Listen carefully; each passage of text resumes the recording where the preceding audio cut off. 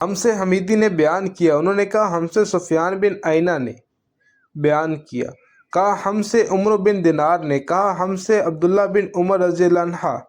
سے ایک ایسے شخص کے بارے میں پوچھا جس نے بیت اللہ کا طواف عمرہ کے لیے کیا لیکن صفا اور مروہ کے صحیح نہیں کی، کیا ایسا شخص بیت اللہ کے طواف کے بعد اپنی بیوی سے صحبت کر سکتا ہے؟ آپ نے جواب دیا کہ نبی کریم صلی اللہ علیہ وسلم تشریف لائے،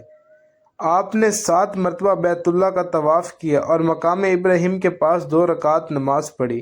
پھر صفا اور مروہ کی سعی کی، اور تمہارے لیے نبی کریم صلی اللہ علیہ وسلم کی زندگی بہترین نمونہ ہے۔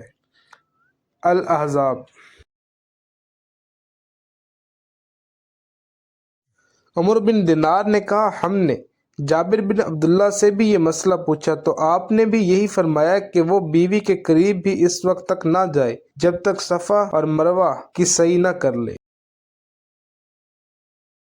ابن عمر رضی اللہ عنہما کی خدمت میں ایک آدمی آیا اور کہنے لگا، اے لو، یہ رسول اللہ صلی اللہ علیہ وسلم آن پہنچے اور آپ کعبہ کے اندر داخل ہو گئے۔ ابن عمر رضی اللہ عنہما نے کہا کہ میں جب آیا تو نبی کریم صلی اللہ علیہ وسلم کعبے سے نکل چکے تھے، میں نے دیکھا کہ بلال دونوں دروازوں کے سامنے کھڑے ہیں۔ میں نے بلال سے پوچھا کہ کیا نبی کریم صلی اللہ علیہ وسلم نے کعبہ کے اندر نماز پڑھی ہے؟ انہوں نے کہا کہ ہاں، 2 رکعت ان 2 ستونوں کے درمیان پڑھی تھی جو کعبہ میں داخل ہوتے وقت بائیں طرف واقع ہیں۔ پھر جب باہر تشریف لائے تو کعبہ کے سامنے 2 رکعت نماز ادا فرمائی۔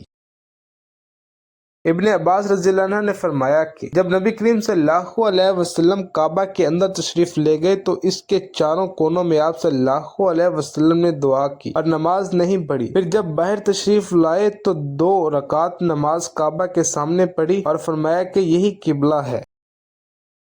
نبی کریم صلی اللہ علیہ وسلم نے 16 یا 17 ماہ تک بیت المقدس کی طرف منہ کر کے نمازیں پڑھی اور رسول اللہ صلی اللہ علیہ وسلم دل سے چاہتے تھے کہ کعبہ کی طرف منہ کر کے نماز پڑھیں۔ آخر اللہ تعالیٰ نے یہ آیت نازل فرمائی، ہم آپ کا آسمان کی طرف بار بار چہرہ اٹھانا دیکھتے ہیں۔ پھر آپ نے کعبہ کی طرف منہ کر لیا اور احمقوں نے جو کہنا شروع کیا کہ انہیں اگلے قبلے سے کس چیز نے پھیر دیا، آپ فرما دیجئے کہ اللہ ہی کی ملکیت ہے مشرق و مغرب، اللہ جس کو چاہتا ہے سیدھے راستے کی ہدایت کر دیتا ہے۔ جب قبلہ بدلا تو ایک شخص نے نبی کریم صلی اللہ علیہ وسلم کے ساتھ نماز پڑھی، پھر نماز کے بعد وہ چلا اور انصار کی ایک جماعت پر اس کا گزر ہوا جو عصر کی نماز بیت المقدس کی طرف منہ کر کے پڑھ رہی تھی۔ اس شخص نے کہا کہ میں گواہی دیتا ہوں کہ میں نے نبی کریم صلی اللہ علیہ وسلم کے ساتھ وہ نماز پڑھی ہے جس میں آپ نے موجودہ قبلہ کعبہ کی طرف منہ کر کے نماز پڑھی ہے۔ پھر وہ جماعت نماز کی حالت میں ہی مڑ گئی اور کعبہ کی طرف منہ کر لیا۔